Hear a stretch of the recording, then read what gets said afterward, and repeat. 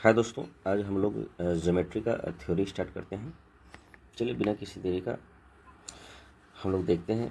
जैसे कि ज्यामिति में आपको ये ज्योमेट्री जिसको बोलते हैं, इसमें आपको रेखा और कोण होगा, आपका त्रिभुज होगा, चतुर्भुज होगा, बहुभुज होगा और वृत्त होगा। सबसे ज़्यादा अगर इसमें क्वेश्चन की बात करें तो आपका ट्रायंगल जिसको त्रिभुज बोलते हैं, इसमें क्वेश्चन ज़्यादा पूछते हैं। तब जाके आपका वृत्त का क्वेश्चन पूछा जाता है। लेकिन हम लोग चूँकि बेसिक से स्टार्ट कर देंगे, तो चलिए देखते हैं पहले रेखाएं और कोण। तो बिंदु की बात करें तो ये आपका, जैसे कि ये आपका ए बिंदु है, ये बी बिंदु है, ये आपका सी बिंदु है और ये क्या है, स्ट्रेट लाइन में है। ठीक है, इस चीज़ को आपको याद रखना है। रेखा क्या होता है, दो अंत बिंदु को अगर एक समान रेखाखंड खींचा जाए तो वो रेखाखंड कहा जाता है। किरण याद रखिए, ये एरो जो दे रहा है ये आपका किरण है। जैसे रेखा, रेखाखंड और किरण की बात करें तो ये आपका रेखा हो गया, दोनों तरफ से एरो। रेखाखंड सिर्फ एक लाइन होता है, किरण एक दिशा की, किसी एक डायरेक्शन की दिशा बताता है। कोई अंतिम बिंदु नहीं होता है रेखा में। रेखाखंड में जो है दो अंतिम बिंदु होता है। इसको ऐसा करते हैं, इसको और अच्छा से करते हैं। दो, देखिए, कोई अंतिम बिंदु नहीं होता है रेखा में। रेखाखंड में दो अंतिम बिंदु होता है और ए बी में एक अंतिम बिंदु होता है और बाकी दूसरा में अंतिम बिंदु नहीं होता। अब यहाँ पे सवाल उठता है कि रेखा के प्रकार कितने हैं। देखिए, ये आपका सीधी रेखा है, ये आपका वक्र रेखा है, इस तरह से भी रेखा हो सकता है। ये आपका प्रतिच्छेदित रेखा है। याद रखिएगा, अगर किसी को काट रहा है, अगर किसी को काट रहा है दो लाइन, तो ये जो लाइन है ये आपका प्रतिच्छेदी रेखा है। इस चीज़ को याद रखना है। तो याद रखिएगा, ये सी है, ये डी है, ये ए है और ये बी है। ए बी एक रेखा है और सी डी एक रेखा है और ये दोनों को जो काट रहे हैं बीच में, इसको प्रतिच्छेदित रेखा छेदी कहा जाता है। बहुत सारा रेखा, जैसे ये भी एक है, ए बी एक रेखा है, ई एफ एक रेखा है और सी डी एक रेखा है। तो ये सब जितना है, तीन या तीन से अधिक बिंदु होकर गुजरती है, तो इसे समांगी रेखाएं कहते हैं, जिस बिंदु से ये सभी रेखाएं गुजरती है। तो याद रखिएगा, प्रतिच्छेदित रेखा दो या दो से अधिक रेखा एक दूसरे को काटती है तो उसे प्रतिच्छेदी रेखा कहते हैं। और यहाँ पर है कि तीन या तीन से अधिक रेखा अगर एक बिंदु को काटती है तो उसे समांगी रेखा कहा जाता है। समानांतर रेखा याद रखिएगा, ये जो है, ये रेखा और ये रेखा एक दूसरे के पैरेलल है, आगे नहीं मिलेगी। याद रखिएगा, इसी को हम लोग समानांतर रेखा कहते हैं। हम ऐसा इसलिए इसको बता रहे हैं क्योंकि कल को जो है आपको इस तरह का क्वेश्चन बहुत सारा आएगा। लंबवत रेखा किसे कहते हैं, अगर कोई रेखा एक दूसरे के लंबवत है, ये स्ट्रेट है सी डी ए बी के परपेंडिकुलर, उसको इंग्लिश में कहा जाता है, तो ये आपका लंबवत रेखा है। और ये जो है आपका 90 डिग्री होता है एक दूसरे के बीच। तो याद रखिएगा, एक दूसरे को समकोण जो काटती है, समकोण मतलब ही होता है 90 डिग्री, उसे हम लोग लंबवत रेखा कहते हैं। ये आपका तिर्यक रेखा है। तिर्यक रेखा कहता है एक रेखा जो दो या दो से अधिक दी गई रेखा को अलग अलग बिंदु पर काटती है, उसे दी गई रेखा को तिर्यक रेखा कहते हैं। जैसे कि आपका कोई लाइन है सी और डी और ये आपका कोई ए और बी है, अगर ये बीच से कोई काट रही है तो इसी को हम लोग तिर्यक रेखा कहते हैं। याद रखिएगा, तिर्यक रेखा आपका जब सर्किल पढ़िएगा तो आपको तिर्यक रेखा आएगा। तो याद रखिएगा, ये जो है आपका सी डी एक रेखा है, याद रखिएगा, और ए बी एक रेखा है, तो ये आपका तिर्यक रेखा है। और याद रखिएगा, जब भी इस तरह से होता है तो ये जो है आपका, एक सेकंड, ये जो एंगल है, ये अगर x है तो इसके पैरेलल ये भी आपका x होगा और ये x होगा, तो याद रखिए ये भी आपका x होगा और ये x होगा तो ये भी आपका x होगा। ये आपका अगर y है तो इसके जो है इसको बोलते हैं वर्टिसेस, आगे आपको आएगा y बोलते हैं। और ये अगर y, ये अगर 5 डिग्री है तो ये भी आपका 5 डिग्री होगा, ये अगर 5 डिग्री है तो ये भी आपका 5 डिग्री होगा। याद रखिएगा, ये आपका एग्ज़ाम में आपका इम्पॉर्टेंट है। ये एंगल याद रखिएगा इस एंगल के बराबर, और ये एंगल इस एंगल के बराबर, और ये एंगल इस एंगल के बराबर। और ये अगर 5 है, ये भी 5 होगा, ये भी 5 होगा, ये भी 5 होगा। और याद रखिएगा, हमेशा हमेशा जब भी स्ट्रेट लाइन होता है, सीधी रेखा रहता है, अगर किसी को काट रही है तो ये और ये दोनों बीच के जो एंगल है, ये x और y माने तो ये हमेशा x + y 180 डिग्री होता है। चलिए, चित्र में सरल रेखा ए बी सी डी दिया हुआ है। आपका दिया हुआ है ए बी सी डी सरल रेखा, एक second, A B C D सरल रेखा एक तिर्यक रेखा पी क्यू है, यहाँ देखिए तिर्यक रेखा पी क्यू है द्वारा प्रतिच्छेदित की गई। रेखाएं के कुछ महत्वपूर्ण बिंदु है, जैसे दो विभिन्न बिंदु से होकर केवल एक ही रेखा गुजरती है, बात तो सही है, कोई दूसरा रेखा नहीं गुजर सकती।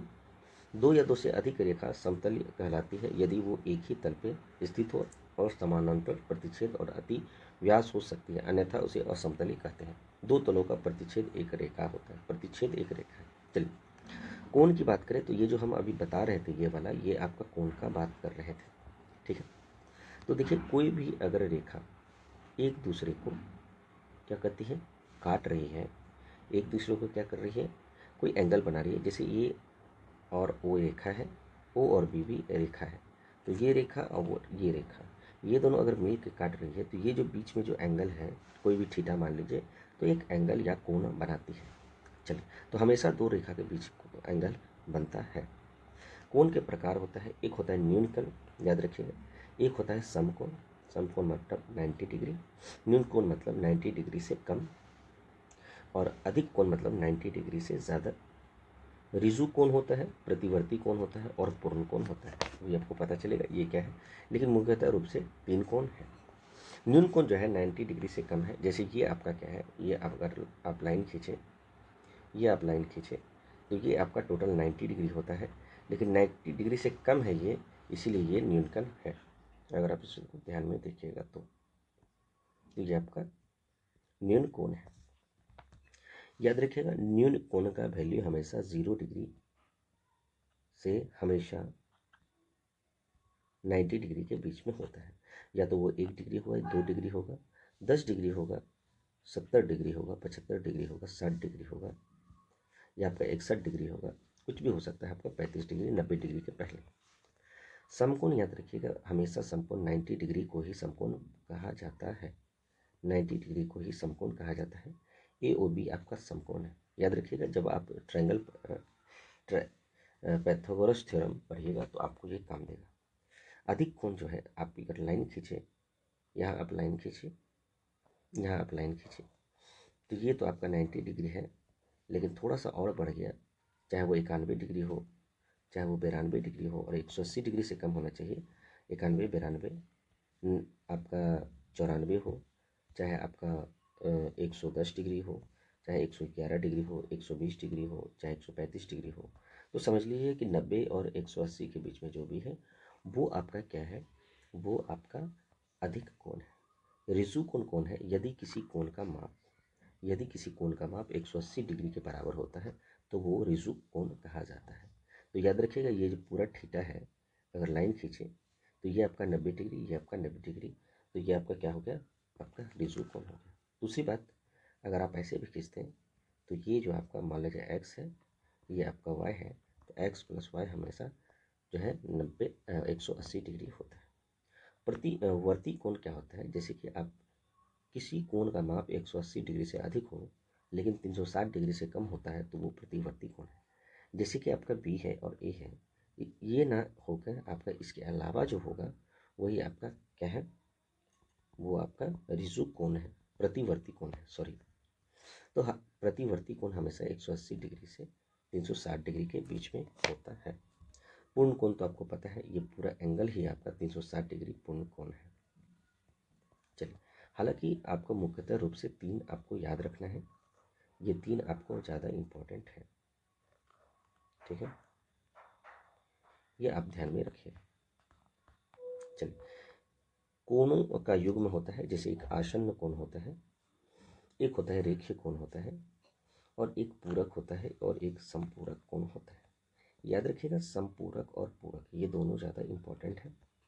बाकी आसन्न कोण और रेखीय कोण आपको पता चल जाएगा। जैसे आसन्न कोण क्या होता है, दो कोणों के आसन्न कोण कहा जाता है, उनका शीर्ष एक ही होता है, उनकी एक ही उपनिष्ठ भुजा होती है, असामान्य भुजा उपनिष्ठ भुजा के दोनों ओर होता है। जैसे कि ये आपका ये है, ये आपका कोण है, इसके बीच जो आपका ये रेखा है ये आपका उपनिष्ठ रेखा है। जैसे ये है और इसके बीच जो काट रहे हैं ये आपका उपनिष्ठ रेखा है। याद रखिए जैसे कि EOC और BOC, इसको अगर हटा दें तो यहाँ पर ए है, यहाँ ओ है और सी है और बी ओ सी, तो आपका पी ओ सी एक उपनिष्ठ शीर्ष ओ है। तो यहाँ आपका बी है, ये याद रखिएगा। तो बी ओ सी में उपनिष्ठ शीर्ष ओ है। क्यों? क्योंकि इन्हीं की उपनिष्ठ भुजा से ओ सी और अलग भुजाएं ओ ए और ओ बी उपनिष्ठ भुजा ओ सी दोनों ओर स्थित है। ठीक है, तो ये आपका उपनिष्ठ है। अब यह आपका रेखीय कोण युग्मक क्या है? तो जैसे कि दो आसन्न कोणों के रेखीय कोण युग्मक कहा जाता है यदि उनकी गैर उपनिष्ठ भुजाएं दो विपरीत रेखाएं होती है। जैसे कि ये है आपका, ये आपका रेखा था ए बी, अगर बीच में आप लाइन दिए तो ये कोई एंगल होगा जैसे 120 डिग्री, और ये हमेशा 180 डिग्री से माइनस हो जाएगा। तो 180 डिग्री से माइनस 120 कीजिए तो ये आपका 60 डिग्री होगा। कहने का तात्पर्य ये है कि अगर आप ये लाइन खींचते हैं, ये अगर 30 डिग्री होगा तो ये हमेशा 180 माइनस 30 होगा, 150 डिग्री होगा। कल को अगर ये एंगल आपका मान लीजिए आपका 40 डिग्री है तो ये 100% 140 डिग्री होगा। चलिए, इस चीज़ को आपको ध्यान रखना है। खेल सबसे ज़्यादा आपका कोण में पूरक और संपूरक होता है। पूरक मतलब होता है कि कोई भी एंगल अपने आप में 90 डिग्री है, दो एंगल के बीच एंगल 90 डिग्री है। जैसे कि ये है, और जैसे दो कोणों का योग जो है हमेशा 90 डिग्री होना चाहिए। जैसे कि ये है, मान लीजिए ये है आपका, ये x है, ये y है, तो पूरक में x प्लस वाई हमेशा 90 डिग्री होना चाहिए। ऐसे आप इस तरह से याद रखिएगा, जैसे कि आपका पूरक बड़ा है कि संपूरक बड़ा है दिखने में, तो आपका संपूरक बड़ा है। तो संपूरक बड़ा है तो दो जो है एंगल के बीच मतलब दोनों कोणों का योग 180 डिग्री होना चाहिए। और पूरक मतलब छोटा है, तो याद रखिएगा दो कोणों का योग हमेशा 90 डिग्री होना चाहिए। जैसे कि आप यहाँ पर देख सकते हैं, ए बी है, ए डी है और ए सी है। तो हुआ क्या है, ये बीच में लाइन खींचा गया है, ये y और x है, और ये x डिग्री और y डिग्री के बीच का एंगल का जोड़ जो है, सॉरी बीच नहीं, x प्लस वाई डिग्री जो है जोड़ है आपका 90 डिग्री है। उसी प्रकार अगर स्ट्रेट लाइन यहाँ पर देखें तो ये अगर लाइन खींचते तो x और y, x प्लस वाई यहाँ पे 180 डिग्री होगा। क्यों? क्योंकि ये जो है आपका 180 डिग्री होता है संपूरक। चल, बहुत अच्छी बात है, इस चीज़ को आपको ध्यान में रखना है। याद रखिएगा, यदि दो कोणों का योग 90 डिग्री के बराबर है तो उन दोनों कोणों का पूरक कोण कहते हैं। यदि दो कोणों का योग 180 डिग्री के बराबर है तो उसे संपूरक कोण कहते हैं। उस कोण का माप जिसके लिए संपूरक कोण का माप उसके पूरक कोण के माप का 4 गुना है। जैसे कि कोई भी संपूरक कोण का माप उसके पूरक कोण का 4 गुना है। तो माना जाए कोई कोण आपका x है, तो x अगर कोई कोण है तो पूरक होने के लिए दूसरे कोण को 90 माइनस एक्स होना चाहिए, तभी तो ये दोनों जोड़ेंगे, एक कोण जोड़ेंगे तो 90 डिग्री होगा। और वही कोण अगर संपूरक होगा तो दूसरा कोण जरूर 180 डिग्री माइनस एक्स होगा। तो वही चीज़ आपको बोल रहा है कि पूरक कोण 90 डिग्री माइनस एक्स है और संपूरक कोण 180 डिग्री माइनस एक्स है। क्वेश्चन के हिसाब से बोल रहा है कि संपूरक कोण का माप उसके पूरक कोण का 4 गुना है संपूरक कोण। तो आप बताइए कि पूरक कोण अभी माने 90 माइनस एक्स, और इसी का 4 गुना क्या है 180 डिग्री माइनस एक्स। जब आप इसको सॉल्व कीजिएगा तो x बराबर 60 डिग्री हो। तो कुछ नहीं है, ये इजी क्वेश्चन था, आपको ध्यान में बस रखना था। अच्छा, शीर्ष विमुख कोण। शीर्ष विमुख कोण मतलब होता है कि कोई भी अगर आप यहाँ पे लाइन खींचिए, ये एंगल हमेशा इस एंगल के बराबर होगा, ये एंगल हमेशा इस एंगल के बराबर होगा। ये ऐसा होता है। चलिए देख लेते हैं। दो कोणों की भुजाएं दो विपरीत किरणों में जोड़ी बनती है, उन दोनों कोणों को सिर्फ विमुख कोण कहा जाता है। दूसरे भाषा में अगर बात करें कि दो रेखा एक दूसरे को काट रही है, तो शीर्ष भी मुख कोणों में दो युग्मक हैं। शीर्ष भूमुख कोणों का प्रत्येक युग्मक बराबर है। तो ये जो है अगर 90, ये आपका मान लीजिए 30 डिग्री है तो ये भी आपका 30 डिग्री होगा, और ये अगर 50 डिग्री है तो ये भी आपका 50 डिग्री होगा। याद रखिएगा कि चारों जो है एक नहीं होगा, इस चीज़ को आपको ध्यान में रखना है। कभी कभी क्या होता है, इस तरह से दे देता है, ठीक है। तो इस खेल में इसमें आपको ये आपका इक्वल हो जाता है, तो ये आपका स्क्वायर, ये आपका रेक्टेंगुलर आपका हुआ, जैसे कि रोम्बस, इस सब में होता है। बाकी ज़्यादातर टाइम याद रखिएगा, इसका क्वेश्चन हम आपको करवाएंगे। पहले आपको थ्योरी पूरा ज्योमेट्री का करवा रहे हैं, उसके बाद फिर हम लोग जो भी है हम लोग करेंगे। चित्र में दो रेखा हैं, ए बी और सी डी, ठीक है। ए बी एक रेखा, सी डी दो रेखा, दूसरा रेखा, और ओ को प्रतिच्छेदित करती है। मान लीजिए ये आपका ओ है, दिया हुआ है। हम पाते हैं कि ए ओ सी, अब बी ओ डी, सॉरी, कहने का तात्पर्य यह है, एक सेकंड इसको मिटाते हैं, ए ओ सी अब बी ओ डी कहीं न कहीं एक दूसरे के बराबर है। कैसे? शीर्ष मुख कोण के नज़रिए से। तो बी ओ सी और ए ओ डी, और ये भी बी ओ सी और ए ओ डी, ये भी क्या है, बराबर है। चलिए, तिर्यक रेखा द्वारा बनाए गए कोण, एक होता है संगत कोण, एक होता है एकांतर कोण, एक होता है क्रमगत अंतः कोण। क्या है भैया? तो ये जो है आपका, जैसे कि ये आप देख लीजिए, ये आपका क्या है, ये अभी जो हम लोग पढ़े थे, लाइन खींचो पूरा स्ट्रेट लाइन, ये बराबर इसके है, ये 3 जो है इसके बराबर है 5 के, और 5 किसके बराबर है, 7 के। तो 1 बराबर 3 एंगल बराबर 5 बराबर आपका 7। उसी तरह एंगल 4 बराबर 2 बराबर एंगल 8 बराबर एंगल 6। तो ये जो है आपका क्या है, ये बराबर है। इस चीज़ को आपको ध्यान। संगत कोण मतलब कि देखिए फिर से, ये तो आप समझ ही गए। संगत कोण देख लीजिए, जैसे कि एंगल 1 बराबर क्या है, एंगल 5। कहने का तात्पर्य ये है, अगर आप स्ट्रेट लाइन खींचें तो संगत कोण ये एंगल बराबर ये एंगल होगा, ठीक है। तो यहाँ पर देखिए 1 बराबर 5 है, उसी तरह 4 बराबर 8 हो जाएगा, 3 बराबर यहाँ 7 हो जाएगा, 2 बराबर 6 हो जाएगा।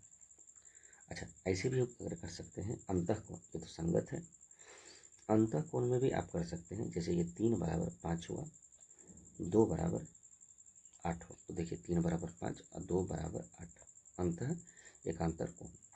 अच्छा, बाह्य एकांतर कोण की बात करें, बाह्य एकांतर कोण क्या है, देखिए ये वाला, एक सेकंड, ये एंगल और ये एंगल बराबर होता है बाह्य एकांतर कोण। उसी तरह जिस प्रकार आपका 4 बराबर 7, ठीक है, ये बाह्य एकांतर कोण। लेकिन आपको इससे ज़्यादा कुछ नहीं देखना है।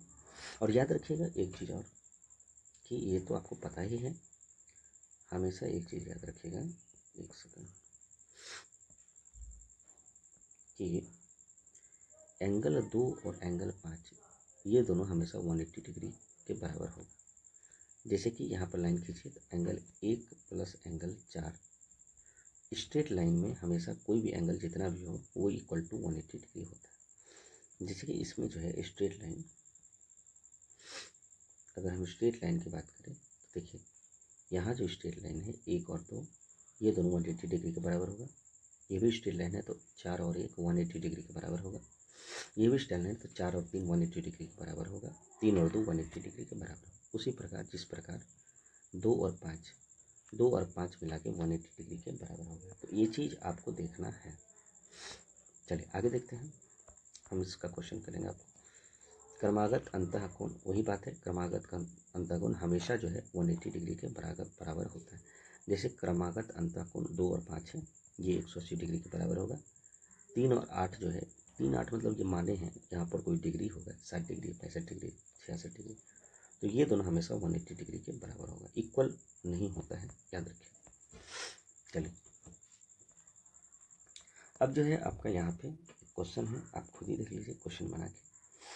तो ये आपका क्या है, एक सेकंड, ये आपका क्या है, ये हमेशा 90 डिग्री होता है। तो जब ये 90 डिग्री होगा तो एंगल 3 और एंगल 4 हमेशा 90 डिग्री होगा। क्यों? क्योंकि 90 ये हो गया तो ये खुद 90 होगा, तभी तो 90 + 90 180 डिग्री होगा, क्योंकि कुल ट्रायंगल हमेशा 180 डिग्री के बराबर होता है। ठीक है, तो एंगल 3 बराबर एंगल 3 + एंगल 4 90 डिग्री है। उसी प्रकार ये भी आपका क्या है, ये भी आपका क्या है 90 डिग्री। एक और एंगल 2 ये भी आपका 1 एंगल + 2 ये भी 90 डिग्री के बराबर हो। क्यों? क्योंकि कुल जो है आपका ट्रायंगल मतलब आपका त्रिकोण हमेशा 180 डिग्री के बराबर होता है। जब ये 90 डिग्री होगा सी वाला, तो ए और बी मिला के तो 90 होगा, तभी 9 9 18 होगा। उसी प्रकार ये भी आपका 90 डिग्री, ये भी 90 डिग्री। 8 और 7 मिलके एंगल 8 + एंगल 7 ये भी 90 डिग्री, और एंगल 5 + एंगल 6 ये भी 90 डिग्री। जब आप इसको जोड़िएगा, क्योंकि यहाँ पर जोड़ने की बात कर रहा है, तो 90 ये हो गया, ये दोनों मिला के 90, ये भी दोनों मिला के 90, और ये दोनों भी मिला के 90, मतलब 4 90 है, तो 9 चौक 36, 360 आपका आंसर आ गया। चलिए इस चीज़ को आपको याद रखिएगा, भूलिएगा नहीं। चलिए अब यहाँ देखते हैं, हम आपको क्या बोले थे कि जितना भी स्ट्रेट लाइन है, जितना भी स्ट्रेट लाइन है, जितना भी स्ट्रेट लाइन है, वो जितना होगा वो कुल मिला के आपका 180 डिग्री होगा। तो angle A plus angle B plus angle C हमेशा 180 डिग्री होता है। अब यहाँ पे लिखा है b बाई ए बराबर 5 और c बाई ए बराबर 6 और 5 है, तो b का मान क्या होगा? b अनुपात a कितना है? 5:1, ठीक है। और a अनुपात c कितना है? तो याद रखिएगा इसको, 5:6। तो ये आपका क्या होता है, जब रेशियो पढ़िएगा तो ये 1 है इधर, तो इधर भी 1 हो जाएगा, ये 5 है तो इधर भी 5 हो जाएगा। तो ये 25 आपका 25 होगा, ये 5 होगा, और ये आपका 6 होगा। गुना कीजिएगा तो 6, तो 25 5 30 तो 36। इसका मतलब 36x बराबर 180 डिग्री हुआ। तो जब 36x बराबर 180 डिग्री हुआ, x बराबर क्या हो गया? 5। x बराबर 5 डिग्री हुआ, तो आप सबका निकाल दीजिए। तो b का मान पूछ रहा है, और b में मान कितना है? 25, तो 25x। तो यहाँ पे x बराबर 5 होगा, x बराबर 5 है, तो ये सब याद रखिएगा, 25x 5x और 6x है। तो 25x बराबर होगा 25 25 125, तो 125 डिग्री, b बराबर 125 डिग्री होगा। देखिए यहाँ पे b बराबर 125 डिग्री, याद रखिएगा, इस चीज़ को आपको भूलना नहीं, ठीक है। हम यहाँ BAC लिखे हैं, यहाँ पे कोई दिक्कत नहीं है, रेशियो सेम है, ABC, B का B 25, BAA से 5 और C का 6, और कुल मिलाकर 180 डिग्री होता है। चलिए जब हम थ्योरीज का पढ़े हैं तो ये भी क्वेश्चन हम लोग देख लेते हैं। ये देखिए, ये आपका टोटल क्या है, जैसे कि ये आपका जब हम कोई लाइन खींचते हैं, यहाँ पे आप पहले देख लेते हैं ये है क्या। दिए गए AB और CD समानांतर है, AD और BC समानांतर है, और MED दिया हुआ है 40 डिग्री, PCQ दिया हुआ है 150 105, और NAP पूछ रहा है, ठीक है। सबसे बड़ी बात क्या है, ऐसा करिए आप, इसका जो है हम आपको क्या बोले, स्ट्रेट लाइन जब भी होगा, स्ट्रेट लाइन जब भी होगा, तो ये अगर 105 है तो ये कितना हो जाएगा, तो स्ट्रेट लाइन में कोई भी एंगल हो, ये दोनों मिला के 180 डिग्री होना चाहिए। 105 जो है आपका डिग्री है, तो इसके मिला के टोटल हमको 180 चाहिए, तो इस पर कितना 5 और यहाँ पर 7, मतलब टोटल 75 डिग्री ये होना चाहिए। चल अब ये आपका 75 डिग्री हो गया। हमें पूछा क्या है, NA और B, हमको ये पूछा है, मतलब हमको ये चाहिए। ये लेने के लिए, ये लाने के लिए, और हमको क्या चाहिए, जैसे कि हम आपको क्या बोले, ये बराबर है इसके, ये बराबर है किसके, इसके। इस चीज़ को आपको ध्यान में रखना है। जब ये बराबर इसके है, क्योंकि पैरेलल है, और पैरेलल में क्या बोले थे, ये एंगल इसके बराबर है, तो ये भी आपका 75 डिग्री हो। जब आपका ये आपका 75 डिग्री होगा, तो क्या बोले थे, ये 75 डिग्री होगा, तो ये आपका पूरा मिला के, ये जो है स्ट्रेट लाइन पूरा मिला के 180 डिग्री होना चाहिए ये दोनों, तो ये भी आपका 105 डिग्री हो। तो अब जो है यहाँ पे एक चीज़ और देखिए, इसको हटाइए, क्या आपको ये स्ट्रेट लाइन दिख रहा है, ये वाला MN। जब MN स्ट्रेट लाइन, इसको साइड कीजिए, ऐसे करके लाइन है, दिख रहा है साफ, ऐसे करके लाइन है। ये अभी जस्ट 105 लिखा था, ये 40 डिग्री लिया हुआ है। याद रखिए कि एम और ये एन है, ये आर और ये आपका आगे चल के यहाँ पे ये आपका डी है। यही चीज़ हम यहाँ पे उतारे हैं, ये आपका बी है। तो आप बताइए ये पूरा जो है ये आपका स्ट्रेट लाइन है। जब ये 40 है, ये 105 है, तो टोटल मिला के 145 है। और स्ट्रेट लाइन हमेशा 180 डिग्री होता है। तो यहाँ पे कितना होना चाहिए जो आपका 180 डिग्री हो जाए, क्योंकि 145 पहले से था, तो 180 डिग्री से माइनस करेंगे 145 से, तो ये आपका 35 डिग्री। तो इसका मतलब आपको क्वेश्चन क्या पूछ रहा है, एन ए बी, तो ये आपका 35 डिग्री होना चाहिए। देखते हैं चला आंसर है कि नहीं। हाँ, ये आपका 35 डिग्री है। तो बहुत अच्छा क्वेश्चन था, आपको इसको थोड़ा सा ध्यान देना था। ठीक है, चलिए आगे देखते हैं। ये आपका alpha plus beta plus gamma जब भी इस तरह से होगा, याद रखिएगा ये पैरेलल है, A B parallel to C D, और ये जो है आपका क्या है, वर्टिसेस है, ये भी आपका गामा हो जाएगा। और इस केस में याद रखिएगा हमेशा जब भी होगा तो alpha plus beta plus gamma हमेशा 360 डिग्री होगा। ये महत्वपूर्ण परिणाम है, ये देखिए ये आपका महत्वपूर्ण परिणाम है, इसको याद ही रखना है। जैसे आपका यहाँ पे A B parallel to C D, मतलब ए बी जो है आपका क्या है, समानांतर है किसके, सी डी के, मतलब ये दोनों आगे जाके नहीं मिलेगा कभी ज़िंदगी में, ये हमेशा चलते रहेगा। तो बाईं ओर से एल एच एस और आर एच एस का योग, कोण का योग बराबर होता है। मतलब अगर यहाँ अल्फ़ा है, यहाँ बीटा है, ये थीटा है, तो ये जो है होगा, ये हमेशा अल्फ़ा प्लस थीटा होगा, अल्फ़ा प्लस थीटा होगा। इस चीज़ को आपको ध्यान में रखना है, भूलना नहीं है आपको। और याद रखिएगा थीटा यहाँ पे theta plus alpha, alpha plus theta, मतलब ये आपका इक्वल किया है, इस चीज़ को आपको ध्यान में रखना है। अगर उसी प्रकार जैसे एल जो है आपका पैरेलल है एम से, तो ये जो इस तरह का जो फिगर है, ये फिगर है जैसे कि ये जो है 1 2 3 4 5 ऐसे है, तो ये एंगल, फिर आपका ये एंगल और फिर ये एंगल, ये ए बी और सी, ए बी प्लस सी, ये एंगल और ये एंगल के बराबर होगा। कहने का मतलब है कि अल्टरनेट वाला जोड़ के फिर जो है बराबर कीजिए। अल्टरनेट मतलब ये वाला जोड़िए, ये वाला जोड़िए, ये वाला जोड़िए, ए प्लस बी प्लस सी बराबर alpha plus beta plus gamma. चलिए इस चीज़ को आपको ध्यान में रखना है, भूलना नहीं। ठीक है, चलिए आगे क्या है, इसी प्रकार जैसे ए बी, ये क्या है, पैरेलल नहीं है। याद रखिएगा ये लाइन पैरेलल नहीं है, क्योंकि आगे जाके मिलेगा। पैरेलल आपका ये है, A B B F C G और डी, ये आपका पैरेलल है। और इस तरह का जब भी फिगर आएगा तो याद रखिएगा हमेशा ए अनुपात बी अनुपात सी बराबर पी अनुपात क्यू अनुपात आर। कहने का तात्पर्य क्या है कि कल को ए बराबर A plus B plus C लिखाया जाएगा, अब पी बराबर P plus Q plus R लिख सकते हैं।